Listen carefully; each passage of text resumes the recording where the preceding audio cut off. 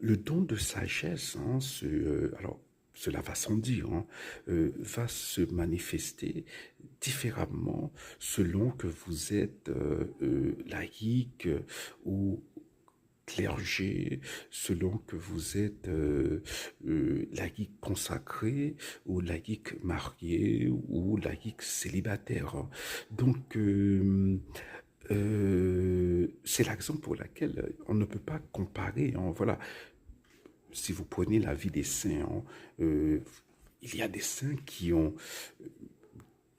dont la vie a été un festival de phénomènes paranormaux, de pouvoirs surnaturels. Le Saint Padre Pio, la vénérable Marthe Robin, Sainte Faustine. Il y a des saints voilà, qui sont morts enfants. La bienheureuse Laura Vicuña, ou le bienheureux Carlo Acutis. Il y a des saints qui sont morts de manière hyper banale. La bienheureuse Sandra Sabatini, par exemple, eh bien, elle s'est fait faucher par une voiture, elle est tombée dans le coma et elle est morte 3 jours après. Il y a des saints qui sont morts, voilà, de manière très dramatique comme ça, comme Monseigneur Romero. Et alors, tous ces gens-là, avant leur mort, eh bien, ils ont sur terre eh bien, fait cette expérience qui consiste à être le plus proche de Dieu possible sur terre.